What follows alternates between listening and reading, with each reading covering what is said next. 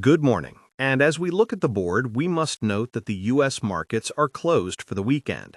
PayPal, ticker PYPL, finished Friday's session on November 7, 2025 at $66.22. It was a very quiet day, barely moving, down just 4 cents or 0.06%. It was a day of consolidation after a volatile few weeks, with the stock trading in a tight range between $64.78 and $66.52 on volume of about 13.5 million shares. Now, the immediate expectation when you see a price like $66 is that this is a stock going nowhere. It's the poster child for a fallen angel, a name that many investors who got started with online investing on the Robinhood app during 2020 and 2021 now associate with portfolio pain. The reality, however, is that this $66 price level represents a company at a profound crossroads, and the quiet trading we saw Friday masks a furious debate happening under the surface. This isn't just a stock in a slump.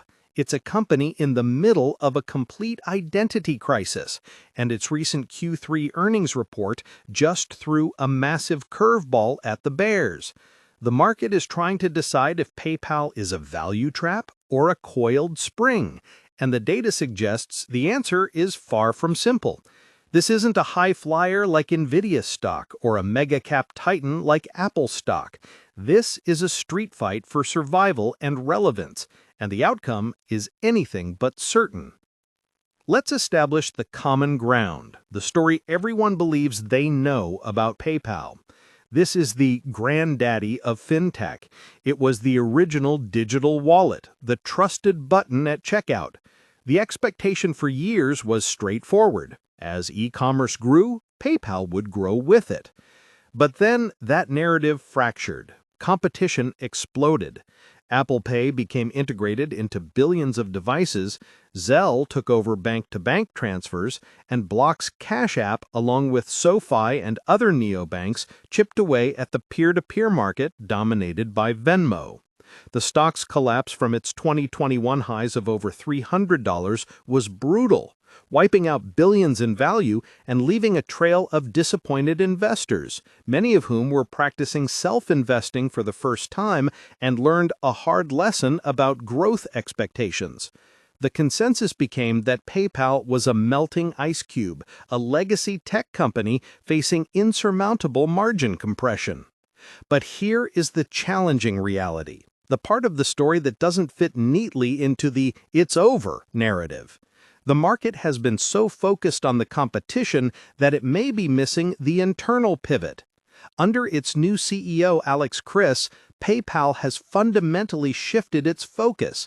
The company has stopped chasing active accounts at any cost, a metric that plagued it for years, and is now relentlessly focused on profitable growth and, more importantly, transaction margin dollars. And the most recent Q3 2025 earnings report, the one from late October, showed this strategy is actually bearing fruit. The company didn't just meet expectations, it delivered strong results, raised its full-year guidance, and, most surprisingly, initiated its first-ever dividend. This is not the behavior of a dying company.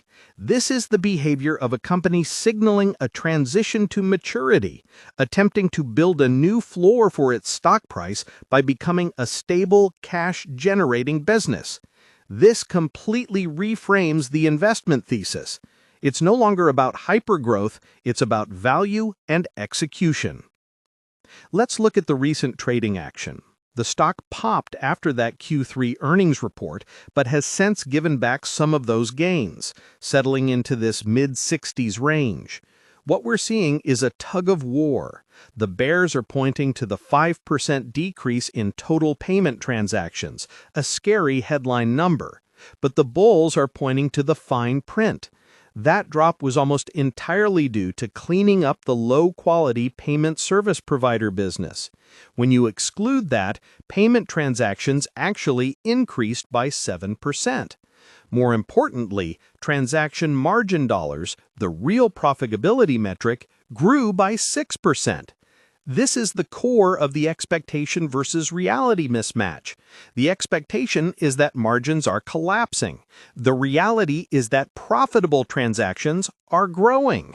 This is a crucial distinction that many retail traders, whether they are using the advanced Interactive Brokers trading platform or the simpler SoFi Invest interface, might be overlooking. We're also seeing interesting institutional movement. Filings show massive holders like BlackRock and Vanguard maintaining significant positions. This isn't the panicked institutional selling you'd expect from a true value trap. It looks more like a reshuffling, with some growth-focused funds leaving and value-oriented funds, perhaps the same ones that run Fidelity ETFs or Fidelity mutual funds, are taking a new look. The average volume has been elevated, sitting around 18 to 20 million shares daily, which tells you this is an active battlefield. For those managing their individual brokerage account, this volatility can be unnerving. It's not the set-it-and-forget-it nature of an intelligent portfolio or a robo-advisor, it's an active trader's environment. Platforms like Robinhood, known for Robinhood fractional shares and Robinhood stock trading, have likely seen immense two-way flow on this name. So what does PayPal actually do now? The business is much more than just that blue Pay with PayPal button. It's a two-sided network. For consumers, it's the branded wallet, it's Venmo, and it's buy now, pay later services. For merchants, it's a massive processing backend called Braintree, which powers checkout for companies like Uber and Airbnb. This is the part of the business that competes directly with a company like Stripe. The problem for years was that the Braintree business, while growing fast, had lower margins than the branded checkout. This is the source of the margin compression narrative. The new leadership's plan is to fix this. They are rolling out a new product called Fastlane, a one-click guest checkout that uses AI to improve conversion rates for merchants. They also announced major AI partnerships with OpenAI and Google. This is the reality side of the argument. They're not just sitting back, they're actively trying to innovate their way out of the margin squeeze and prove they are still a tech company, not just a slow-growth bank. And let's not forget Venmo. That platform continues to be a monster, with revenue growing rapidly as they successfully monetize it with Pay with Venmo and other services. This brings us to the future outlook. What are the catalysts and what are the risks? The primary catalyst is simple: execution. If CEO Alex Chriss can deliver on his promise of profitable growth, and if Fastlane can actually defend its checkout territory against Apple stock and its Apple Pay, the stock is demonstrably cheap.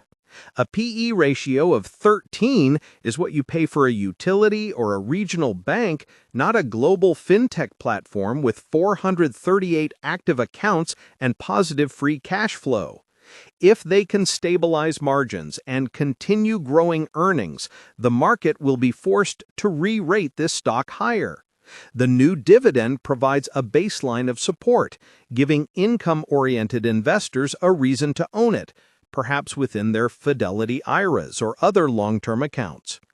The company is also returning capital via buybacks, having repurchased $1.5 billion in stock in the third quarter alone. This is significant support. The risks, however, are just as real. The biggest risk is that the competition is simply too powerful. Apple operates at the hardware level, which is a massive advantage. The second risk is macroeconomic. PayPal is a direct play on consumer spending and e-commerce. If a recession hits and consumer spending dries up, PayPal's volume will suffer, no matter how good its technology is. This is a risk it shares with volatile names like Tesla and even retail giants. The third risk is execution. The new strategy sounds good, but the company has to prove it can deliver quarter after quarter. Wall Street's patience is thin. Many analysts who provide investment help are in wait-and-see mode. They want to see this new profitable growth trend last for more than 1 or 2 quarters before they're convinced. Comment below with what you think PayPal's biggest challenge is right now: competition or its own margins. So, as we wrap this up, let's return to that expectation versus reality frame. The common expectation is that PayPal is a broken stock, a relic of a past growth cycle left behind by faster, sleeker competitors. It's a name you see on investing sites as a stock to avoid. The deeper reality is that this is a $62 billion company in the throes of a painful but necessary transition. It's moving from a growth at all costs story to a profits and value story. The Q3 report was the first major sign that this transition might actually be working.